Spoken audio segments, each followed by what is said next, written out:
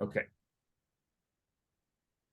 So today I want to start a new part of the afterlife. We just finished talking about near-death experiences, and we went through that for, I don't know how many weeks. And now we want to talk about the process of the soul leaving the body. The soul. Oh, the soul. The soul reaches and is able to penetrate all levels of existence. There are elements of the soul that remain above the body or above the body's standard mode of operation. And there are soul sparks that are intimately integrated within the body. The soul is a fascinating being.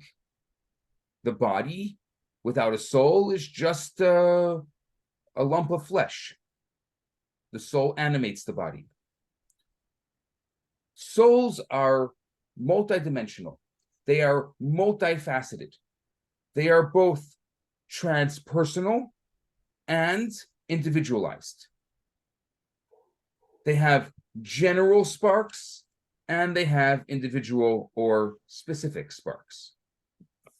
There is so much about the soul that we don't know, but Kabbalah opens up a world of the soul that we could start really understanding. Feeling, oh yes, we've all felt the soul. We know the soul. We felt that spark. We felt that feeling.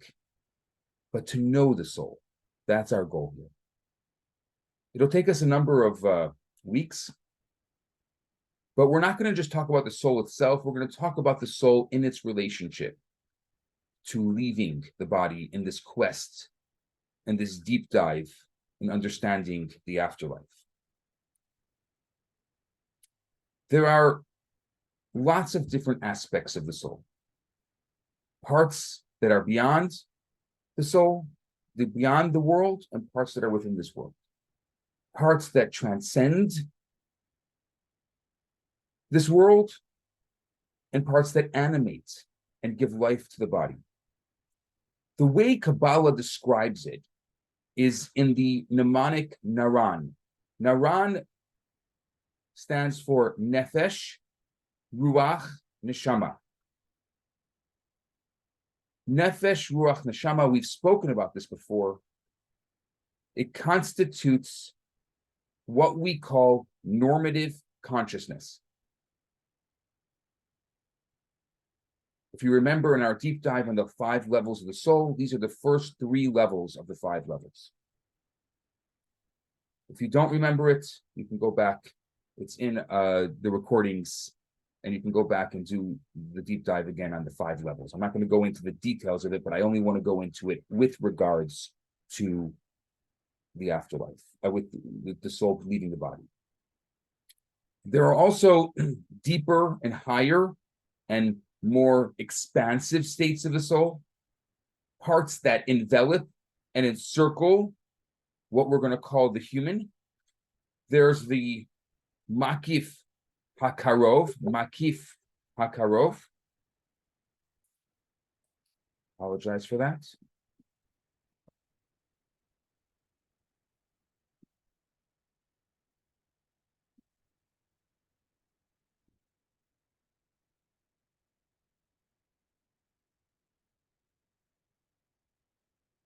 There's the Makif Hakarov. There's also, which means the immediate surrounding. And there's the Makif Harachok, which is the distant surrounding.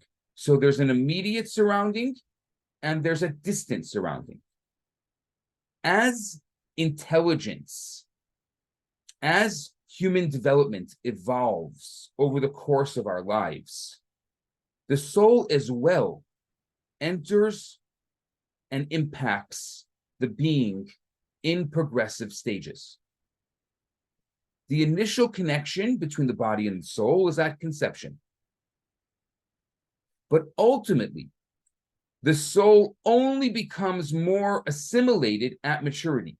What is maturity?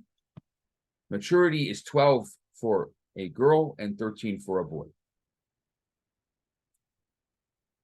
The soul also has other levels besides for the 12 and 13. There's also a 20, but the soul is only fully formed at 40.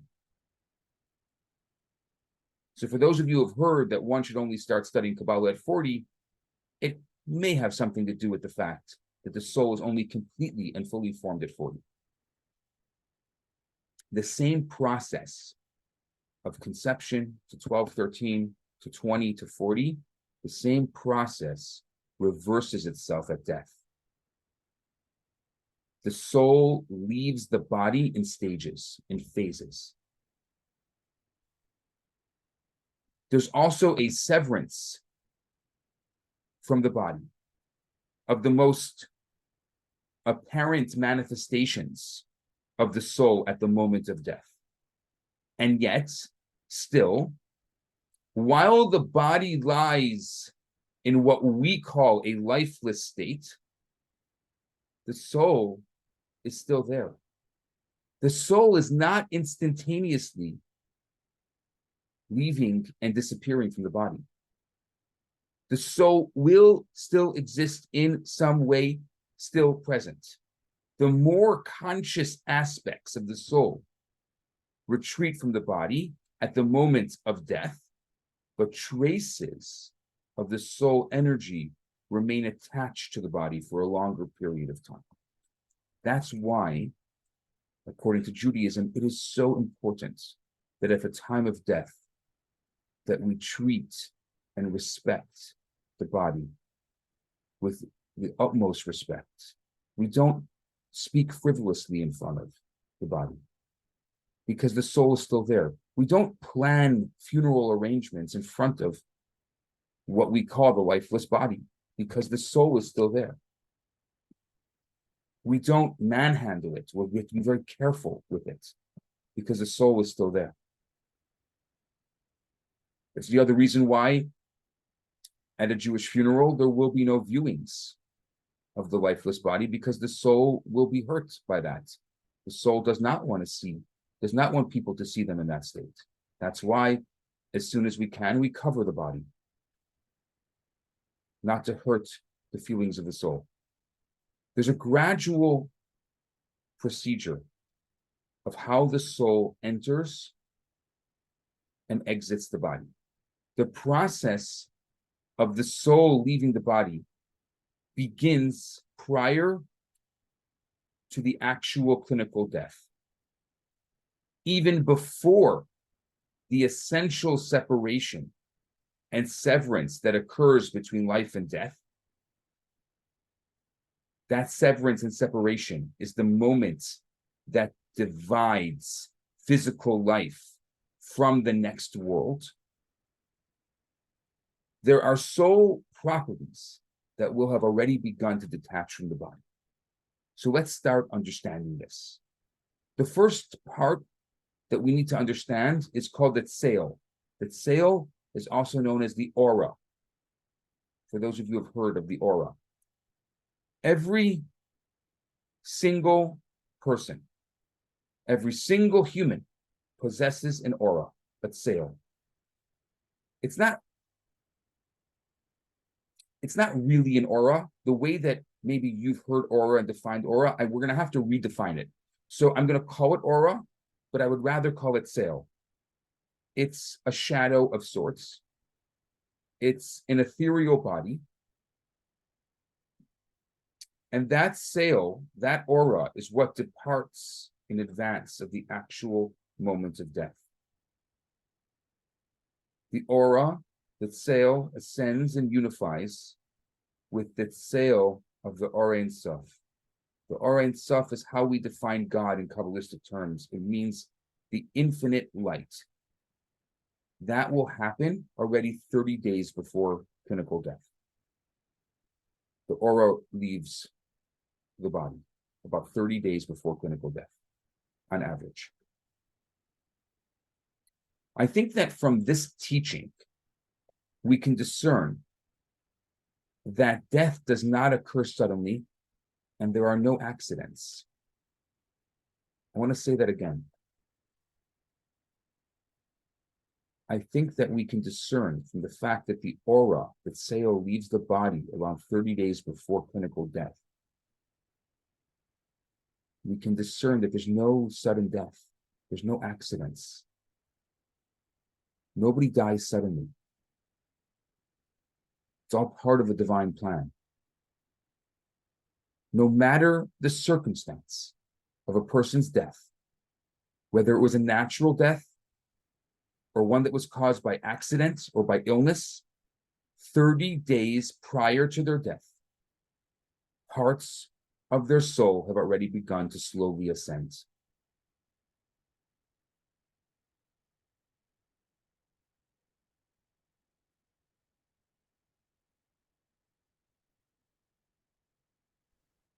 There's a spiritual phenomenon that in Kabbalistic terms is referred to as Hargashos Ha'avir. It's literally translated as sensing the atmosphere. People who are highly sensitive, who are highly refined, can discern this tzeil. They can discern this aura or this surrounding light that envelops a person. And through it, they can peer, as if I would say through a prism, into another person's psyche. There are people who can do this. One of the primary spiritual teachers of the 13th century, his name was Rabbi Yitzchak Sagi Nahar. Literally, they called him Rabbi Yitzchak or Rabbi Isaac the Blind. The Hebrew words Sagi Nahar literally means access light or access vision. They use this phrase as a euphemism to refer to people who are visually impaired. I don't know if you know that, but in Jewish and Kabbalistic terms, we use the term Sagi Nahar to say access vision, to refer to someone who is blind. Someone who has a physical impairment of some sort, blind, deaf, immobile for whatever reason, they're going to have an extra sense somewhere else. The soul still exists. So if someone can't see, you can imagine they're going to have a very, very strong sense of sound. Part of it is because it's practical for them in this world. But the other part of it is because their soul has an extra sensory element of sound or of other elements, because the soul is not able to use the eyes to see, but the soul still has the ability to see. So what is the soul seeing if it doesn't have eyes? I'll leave that as a question.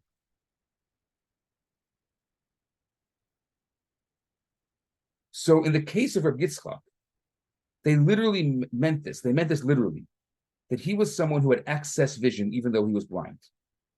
Even though he was physically blind, on a spiritual level, his vision was quite clear.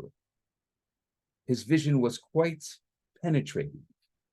In fact, he was known to be able to both observe other people's thoughts as well as to sense the air around them. Meaning, this Reb Isaac was able to perceive and then impart a person's soul type or a person's soul roots. He also had the ability, through sensing whether the aura is with the body or not, to discern whether death was looming or imminent. People who were not well would go to him to find out what their story was. Sensing our own tzeil, sensing our own aura as it's departing is also a real possibility. There are many people who seem to sense their immediate physical demise, whether by the things they do or by the thoughts they express. In these situations, in these circumstances, for such people, there appears to be a deep precognition that their death is imminent. This phenomenon could be a result of the person being super spiritually sensitive, possessing an acute awareness that their Tzeil, that their aura has parted 30 days prior. That's why sometimes and often the Talmud and the Medrash will say that the person knew they were going to die. Because many people who are sensitive already can sense that their Tzeil, that their aura has parted. It's also possible for a person that has a highly evolved consciousness to be aware when another person's aura has already left them. The aura is said to appear as a person's literal shadow. How do you detect its disappearance? You can detect it by observing its absence in the moonlight. Yet, the Code of Jewish Law warns us not to openly pay attention to these matters. If you don't see someone's shadow, don't start coming into various ideas and conclusions just because you came to a class and somebody said something. Because most people, without having the knowledge, don't know how to really look for the phenomenon. So just because the shadow doesn't exist doesn't mean that it's not there. According to the Zohar, a person's aura will ascend from their body on the night of Hoshana Rabbah, the 7th day of the holiday of Sukkot, and the 26th day from the beginning of creation, if they're destined to pass away that year.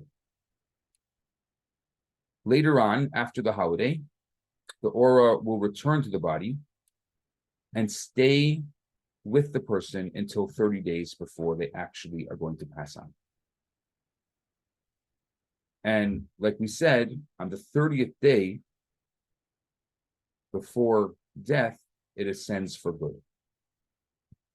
Once the so-called aura or shadow leaves the body, it's only a matter of time before the more manifest aspects of the soul begin to depart.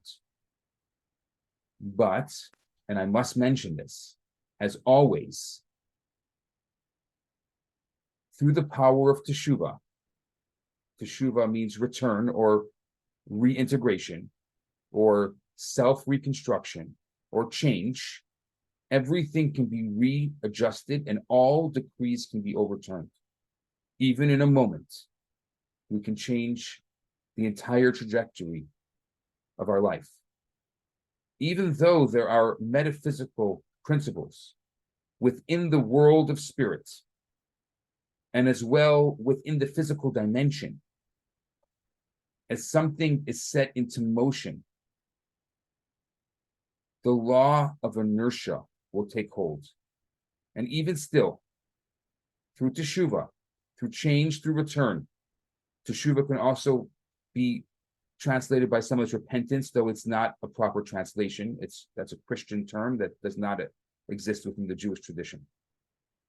But if you want to understand what Teshuva really is, you can get an idea for that through that. But through Teshuva, we have the ability to halt the quasi-mechanical casualty of the spiritual world and suspend the apparent immutability of determinism. I'll say it simply. Teshuva has the power to reverse anything that has been commenced, and therefore the Tzeil can return to the body. So even though it's gone, and even though the 30 days has already begun, it can return. So this is the first understanding. Today, I wanted to do a deep dive into the Tzeil, into the aura, into the shadow.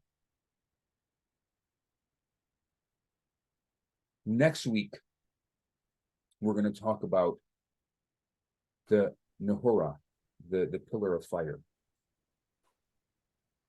But let's focus on the Tzeil. Any questions, comments, thoughts? Please. I have a few questions. Yeah. Of course I do. First of all, is Tzeil, is it T-S-A-L? Is that how you pronounce it? It's I would call it Tzeil. But for those of you who are in Canada or England, it's Tzeil. Okay, I wasn't familiar with that term. Tzeil, yeah. So I have two scenarios. One was a family that I don't know, but who was from our congregation here in Chicago. And the mom and the dad were on a motorcycle in Wisconsin on vacation and somehow was in an accident, and the husband died suddenly, immediately.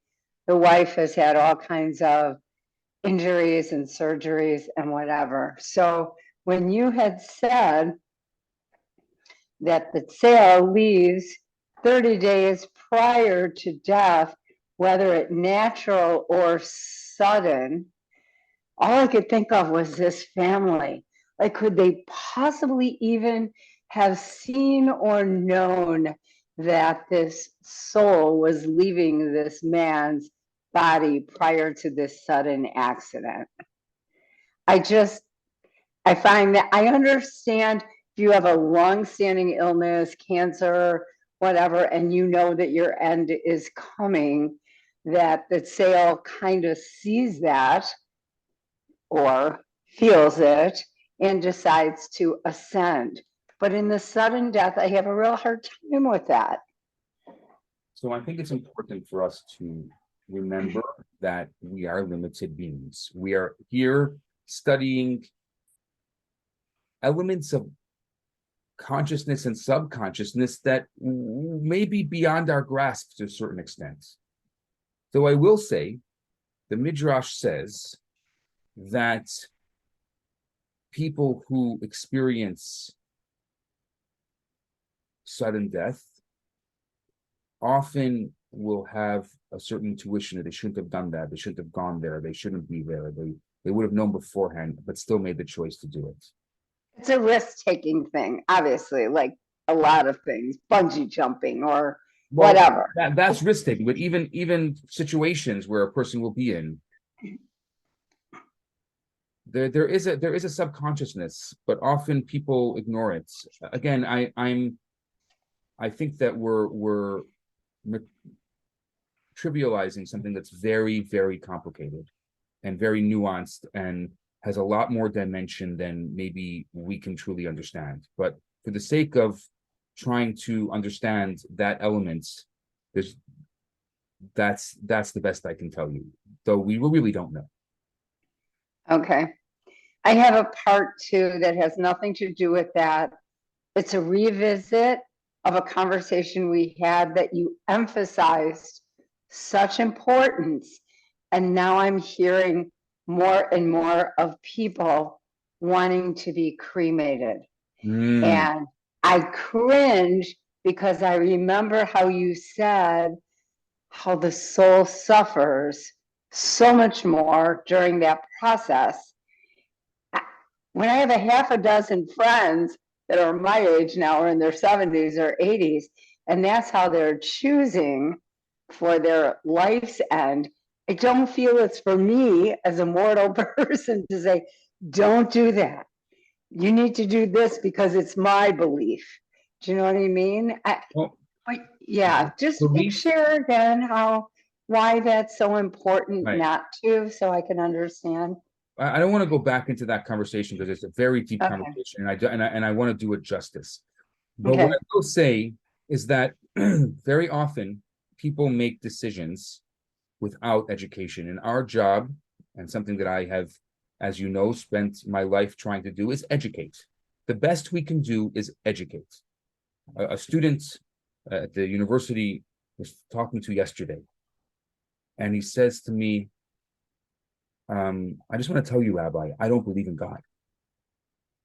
And I said, wow, that's amazing. And he starts laughing. He's like, why is that amazing?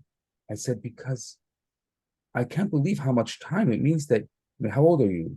She said, 21. I said, 21. Wow, you must have spent your entire life searching, understanding, researching, educating yourself all about God and studying all of the world's greatest teachings with regards to God. And at 21 years old, you have come to the educated conclusion that you don't believe in God. I'm fascinated by you. I am in awe of you.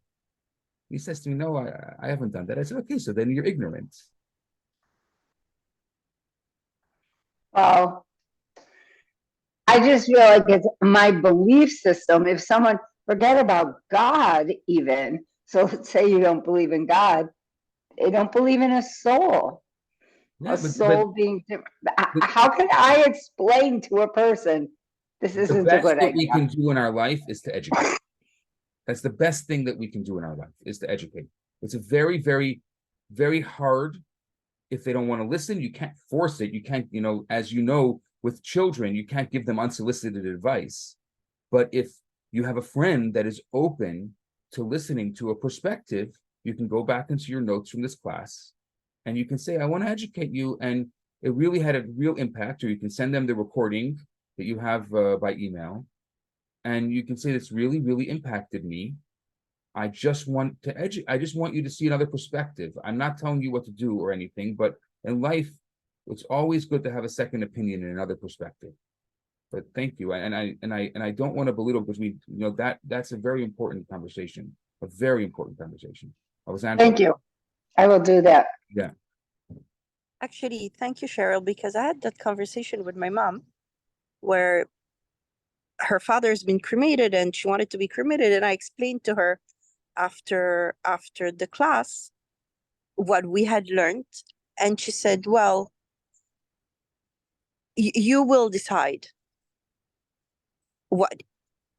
She gave me the power of attorney on that phase. And it raised myself a question as rabbi: can I request from a funeral home a Jewish burial from someone who's not Jewish?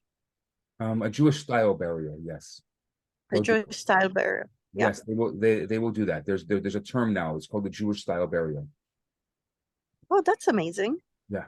But can they be buried in a Jewish cemetery? In Chicago, there are Jewish cemeteries, and then people who are married to Jews, or Yeah. it's like So a separate section.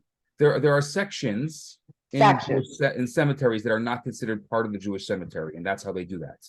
I see. Okay. Yeah. There you go, Alexandra. Yeah. Thank you. Wow, that's well. I don't want to say that's great news, but I will say. Sorry, I don't want to interrupt you. Please, Alexandra.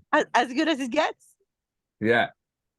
I will say on this note, the people who say, I don't want to take up any space in this world, I would like them to feel the same way while they're alive. If you're going to feel that way after your life, then you should feel that way while you're living. And I mean, if somebody said that they have a zero carbon footprint in this world while they're alive, then I think that they have the right to say, I don't want to take up any space afterwards. But if they didn't have a zero carbon footprint, then why is it okay while you're living, but not okay for your soul after you leave this world? That's all I'm saying. But I'm wondering about the soul, because I have buried parents and sisters, and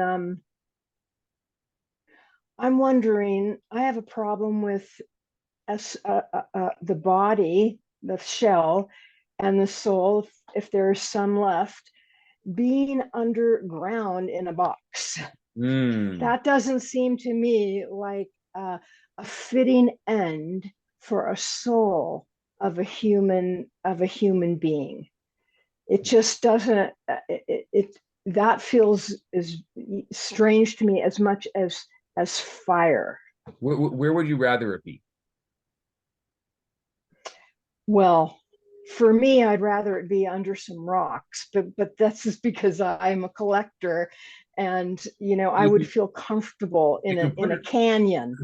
Yeah, but you can put it in a canyon I can't- as long as it's in the earth. So you're okay with that. Like the alternative is under rocks in a canyon. You're good.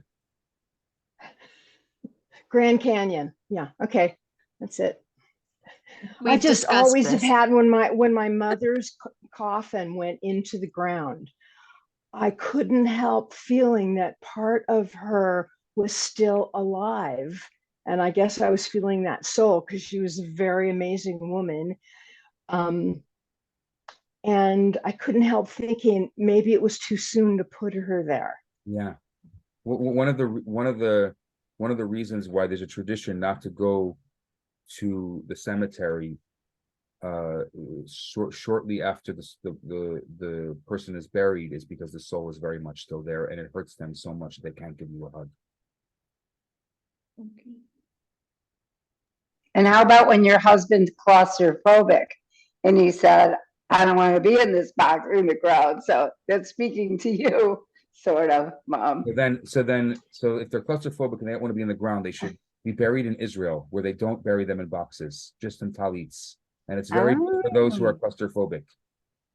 Oh, And let me add that there's the most beautiful cemetery on the hills of Bet Shemesh, which is halfway between Tel Aviv and Jerusalem. And it's, I don't want to say that it's my dream to be buried there, but somewhat, if I had a dream about being buried, that would be. If you want to be buried there, you should buy the condo now. I know. We can help make that happen. It is a very beautiful cemetery. It's the most beautiful, but do And you it has get a good view. prices? Cemeteries with a view are amazing. It has the best view ever. It's peaceful. It's full of light. It's surrounded by trees. Do you have an agreement with them? Can we pay monthly? I don't know. Let me find out. Please. If you could make like a group,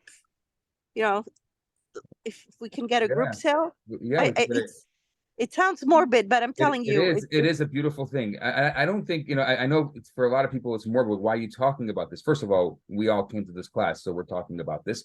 But the other thing is that I think it's very beautiful. It's very, very beautiful. We really want to we're honoring the soul by, from the dust you come and to the dust you shall return. We are honoring the soul. We're honoring the human the best way we can. Anything that is holy is buried. If it's holy, if you have a Torah that cannot be used anymore, what do we do with the holy Torah scroll that we can't use anymore because it's old, or it's not able to be fixed properly and we can't read from it? We will bury it, because in our tradition, if it's holy, it's buried. And the holiest thing in our tradition is the body. We consider it holy. That's why, people have this whole thing about tattoos, and the reason why we don't get tattoos is because we consider the body holy. And a holy thing you don't mark up. For those of you who have tattoos, doesn't mean that you are a terrible person. It doesn't mean that you can't be buried in a Jewish cemetery. That's a myth. And as we said earlier, Teshuva, change, reintegration can happen at any moment in your life. Okay, so get us a group rate, please. Thank you. Okay. Marianne.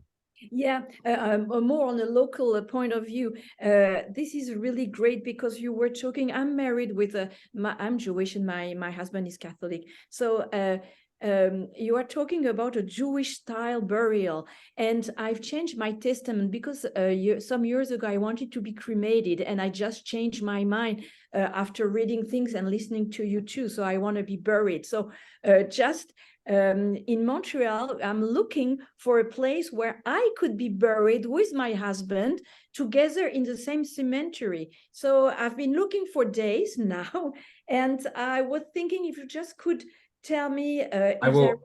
will help you with that, Marianne. Yeah, I would be really glad. No Yeah. problem. With pleasure. Yeah. Yeah, thank you very much. And I've got two other things, but I'm later, maybe just if we have time. Yeah, I was really impressed. By the way, I do understand now why we cover the body, just not to hurt the soul.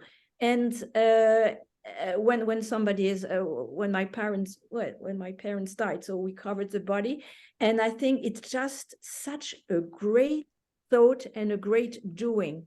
I understand why we cover now the body. Thank you very much. It's very important to me. You're welcome. Hi, this is Mom again. Hi, I'd Mom. like to go back. I'd like to go back to the motorcycle because I have many thoughts about this 30-day, but also about destiny and things that just happen. And is there a destiny? But if the husband had decided on that day, I'm not going to go on the motorcycle with my wife. I'm going to sit on the couch and watch the 49er game. In that sense, it doesn't matter where that person, that human is, but the 30 days is the 30 days. So really, they could, slip and on, hit their head on on a dog bowl. So I question that a lot. So again, it's a great question. It's a great question. And the hardest part of this whole conversation is the fact that we look at it through our lens, through our point of view. We're not starting from the point of view of the soul. We're starting from the point of view of our physical limitations. We are bodies. Our bodies are limited by time and space. Our souls are not. But while our souls are using the body to be able to be limited by time and space in this world today, it's very, very hard for us. So the best we can do is talk about and have a conversation based on what we know, but we really don't know anything. The little bits that we know is that you're right. Wherever the person is during that time, if it's their time, it's their time. They could be under the covers sleeping, and they can be on a motorcycle. At the same breath, we say that we cannot put ourselves in harm's way, that we should be careful to guard our bodies. We have shomeret es nafshosechem. We have to take care of our bodies, guard our bodies, not do crazy things. Not put ourselves in harm's way. There's all these things. So we're saying them in the same breath because we're looking at them from two different points of view. From the point of view of this world, yes. But from the point of view of the soul, it gets a little more complicated. Can I say something about this? Sure, Edwin. Here. In regard to the same conversation, would it help people understand it if you talked about parallel universes, meaning that if you set yourself on a course of events, then it is predictable that this will happen and this will happen. If you change that course of events, then there can be another conclusion. Maybe the soul has insight into, well, if you're on that path, you've got 30 days. This path, you don't. Just a way for me to wrap my head around it. Yeah, again, it's yes and yes. If it helps you wrap your head around it, and yes, this is the world of falsehood. There are other universes that are called the world of truth. There are other worlds. We've spoken about the various worlds from a Kabbalistic perspective before, but yeah, if it helps you wrap your head around it that way, that could work. Yeah, Rima. So there is a tradition when someone is nearing death, You open the window Mhm. and you say vidui. So my question is, does that help the soul? What is soul feels? I mean, what's there? Yeah. So it helps because parts of the soul are leaving, we open the window as a physical reference for us to acknowledge that parts of the soul have left. What about prayer vidui? What I will tell you, and this is really, I'm opening up a Pandora's box by doing this, and I will close it at some point in our lesson. But a lot of the mourning rituals, almost all of the mourning rituals in Judaism are about the mourner and not that one who's being mourned.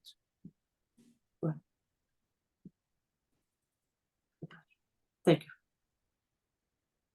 I hear that some people have to leave early. So Jill and Alessandra, why don't you get started and we will I want to hear your golden nugget, Jill. And then we can pass it to Alessandra and anyone else. If anyone else has to leave early, let me know so we can pass it off to you early.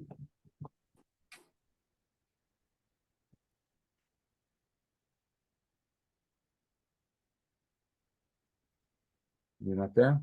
Alessandra, you're not there? Please. I'm here. It's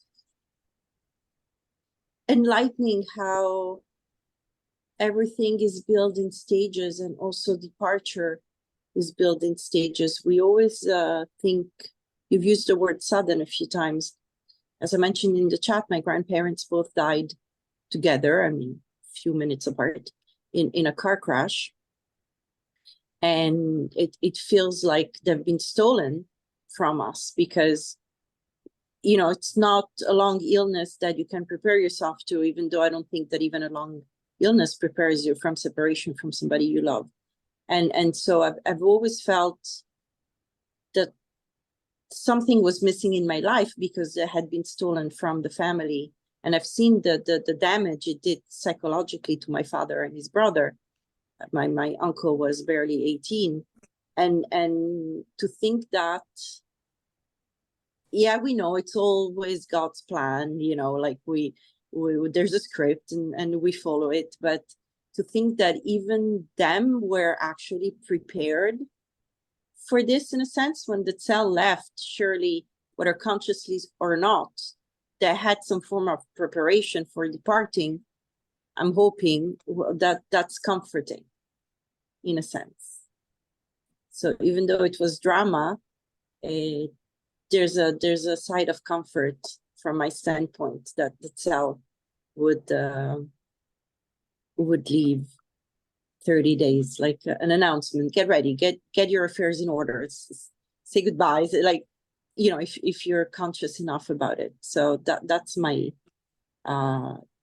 takeaway. And also, I know I've said it thousands of times, so my mom, her job was to take care of people in the end of life, and she always mentioned that at some point some light in their eyes turns off and she knows they will be gone in a matter of days. So it's really, there is a preparation to death, whether we like it or not. So it's something to digest. Thank you. So Jill is not there anymore. She left. Yeah, could pass it on to anyone else. Okay, Rima. Yes, thank you. So to piggyback on what you said, I don't have my parents anymore. My father's yard side is going to be on the 12th of June. It's going to be 10 years, and it's very. He was a wonderful man that went through Holocaust and had very hard life. And my mom passed away 3 years ago. So it is very comforting that they got to know that's going to happen. It's a comforting thought. So I'm going to pass to Edwin. Thank you. Two things got me. One was realizing that you can be buried with a talit instead of in a wooden box. And the idea of knowing that you're going to pass should give the people around you an opportunity to console, say goodbye, whatever. And it just brings up regret, in my part, that I couldn't recognize this and behave accordingly. Thanks. Edwin, you want to pass it to someone? Ilana? I really don't know what to say. I'm just gonna pass. I'm gonna go to Cheryl. Thank you. My nugget has to do with that 30-day thing. Because I want to know, I don't know, that there's so many questions. I feel like I could spend a whole class on this or conversation. Like the person, let's say you were not terminally ill, does that person feel, if they're intuitive, if they are spiritual, if they are taking a class like this and learning so much, do we feel it somehow within that 30 days? And others like Alessandro, who is not online right now, we know has a really strong perception of the other side, shall I say. And Celeste, you are very, Chava, you're very intuitive. And I want to know, like, who can feel this 30-day period and who might just be oblivious to it, and then boom, it's done. And I'm talking about in the people who do not have the long-term illnesses and don't have the time to say goodbye. So it's just a pondering thought. Unless you have an answer for that, Rabbi, that's my nugget. Okay. Who's left? Jenna, are you there? Yes, I'm here. Hi, everyone. Hi, Rabbi Bernath. Several nuggets. It's very painful to hear about. I know we're not speaking about it. We're not speaking so much about the pain, but it is upsetting to me. At the same time, I think it's good to learn. The more that we learn, the less painful it is. And what I appreciated was a small piece of the myth dispelling with tattoos, because that's something I heard my entire life.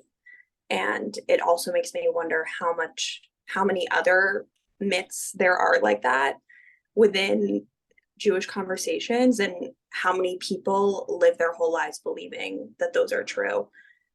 And also something that we were just talking about, and you mentioned, Rabbi Bernath, that basically, this is what I heard you say, Hashem is running the world, and in the same breath, we have to assume our own responsibility. And this echoes something that I heard in a class last night about how the less there is of us, the more there is of Hashem. And at the same time, we can't relinquish our own action in this world. So I'm thinking about that.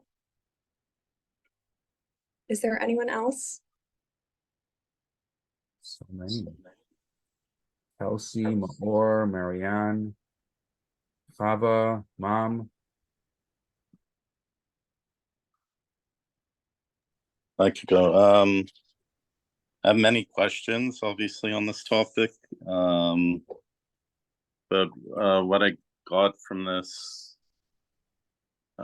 is that it's a topic with great humility. You have to approach it with, everyone has their experiences and their theories on how this works. But because we can never truly know, even though we can hypothesize and try to study it, and it's very important to study this, it just reminds me how important life is while we're here, and we need to respect what is here as well as we, you know, yeah. Anyways, that's my takeaway. Ava. Thank you.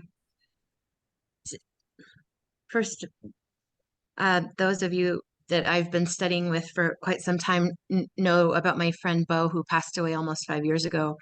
And Cheryl, I want to say this just to you of what you brought up. He died, of course, unexpectedly, 49, stroke. Nobody knew it was coming. But when we all compared conversations after his death, we realized a level of knowingness that he had, because he would say things like, you know, when I die, I would like this to happen with my money, or could you please do this? And he said it all separately so none of us would freak out. And he is a great example of somebody who dedicated his life to helping others and was a spiritual seeker. So I just wanted to share that I've seen something that I would equate to that experience. And then I also, Mayor, what you just said, I've had, my mom and I both have been experiencing a lot of death around us lately, kind of an overwhelming amount of death. I say it's death is in the field for us right now. And even if there's this 30 days or if we knew this 30 days to be true consciously, we would behave a certain way, most likely, I would imagine. And so what I'm trying to do is, instead of being in a sad state of mourning all the time, just remember that let's all try to act as if that 30 days is always there, because then it kind of solves the problem of regret. So thank you for listening. And let's see. Diana, would you like to go?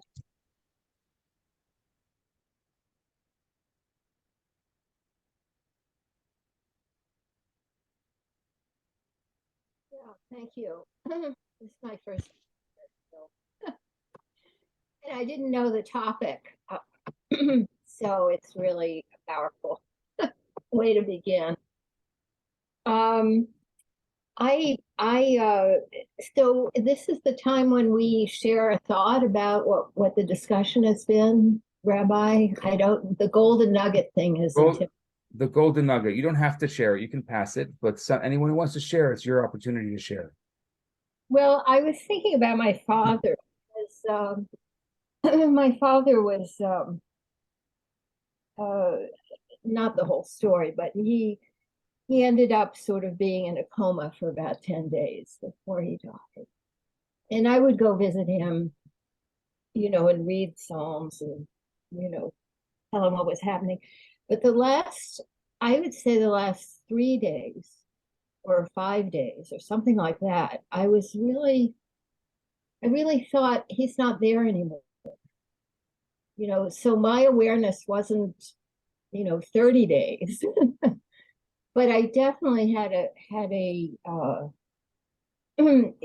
a feeling that things that he, that he was either gone or going,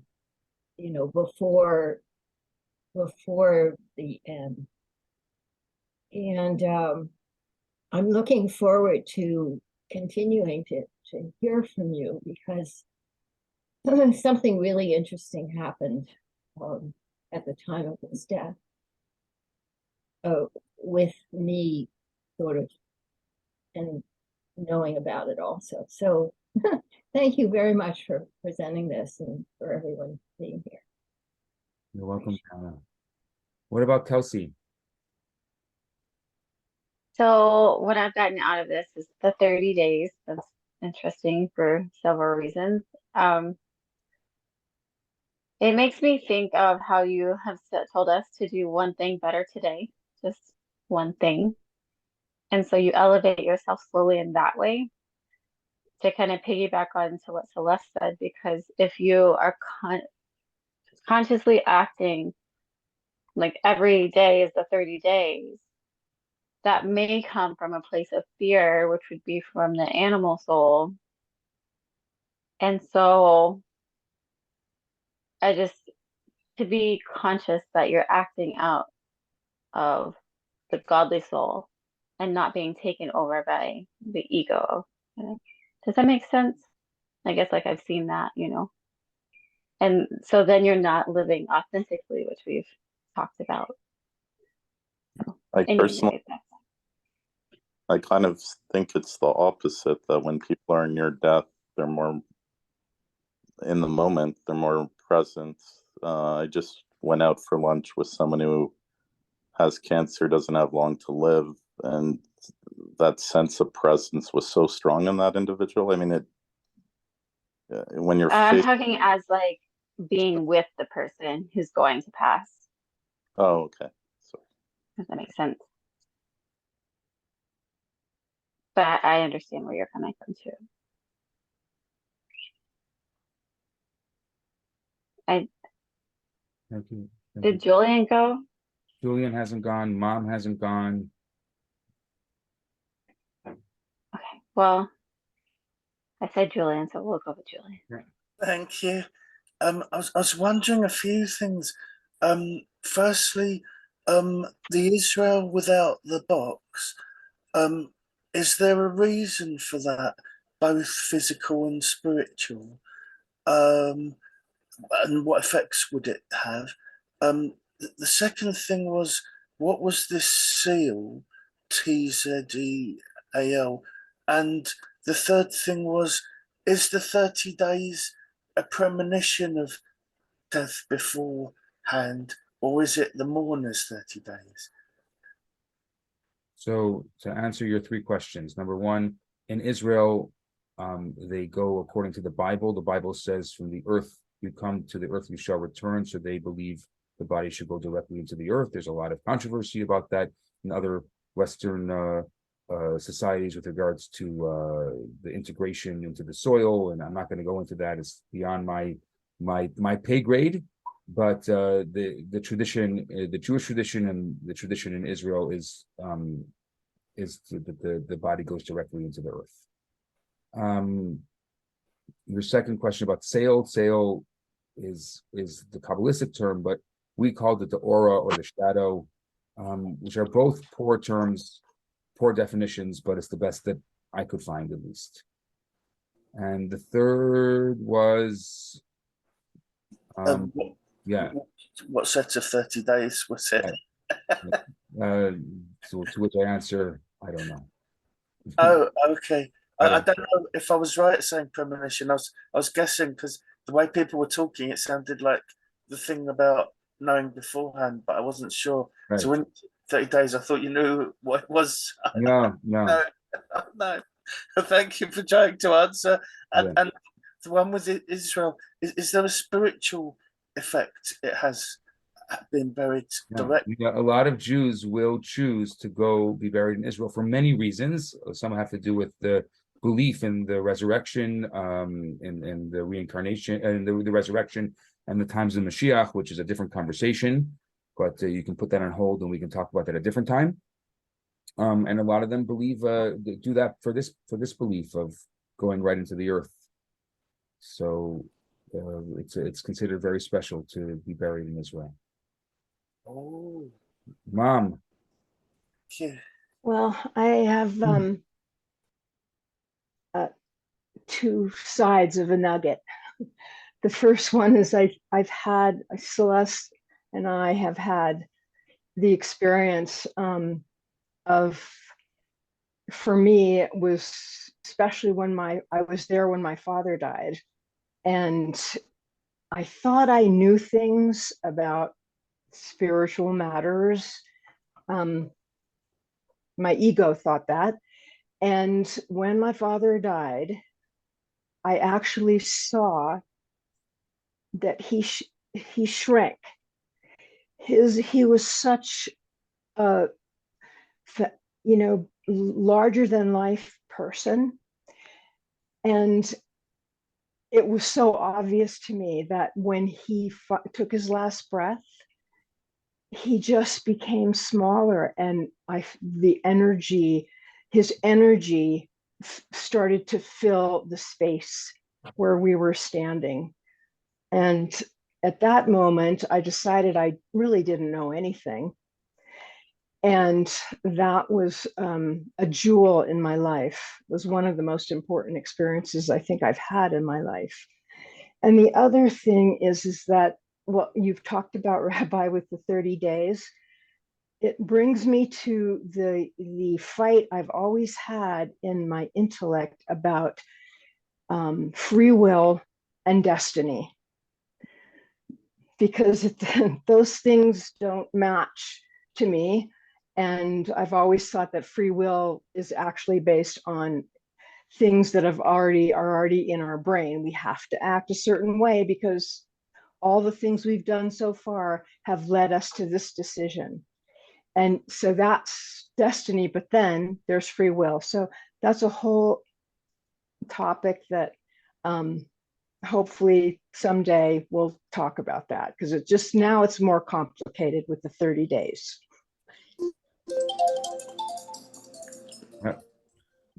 Thank you. Elliot. Is there anyone else that didn't go?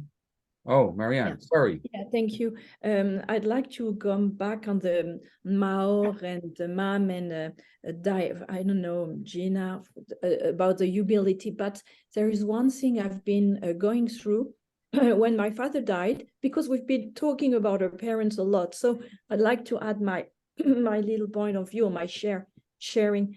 I went to visit him at the hospital, and it was 6 o'clock at night, and and then I now understand what is the Tzeil, because what I was seeing around him, he was lying and was not speaking anymore. It was something I've never experienced before, and it was a light, and there was a yellow light around him, and it is the first time in my life that I would not be able to approach my father and give him a hug or something like this, because I really could feel that he was already in another world, and in another world whom I was not part of it. So I left him, and I knew that I had to kind of respect the silence of this approach of death. And he died at 11 at night. But at this time, I could not understand what it was. It was such a kind of a saint, a holy light. And then no, I kind of have these feelings that it was the Tzeil that I've been through. So thank you for also sharing with everybody. You're welcome. Is there anyone else? Is there anyone that we missed? I don't want to miss anyone. Okay. We're going to continue this. This is just the first of a number of classes. So if this one was really eye-opening to you, we have a number of these classes that we're going to go through over the next couple of weeks. So I'm very excited for what the other things, and I'm fascinated that everyone picked up on a particular part of it that I didn't think was going to be so impactful. And because of that, I'm going to take a look at it and see if I can do some more research on that for you. So with that, I wish you all a good week. And for those of you who are Bye, everybody. if you're staying for Talmud, we'll start Talmud in a minute.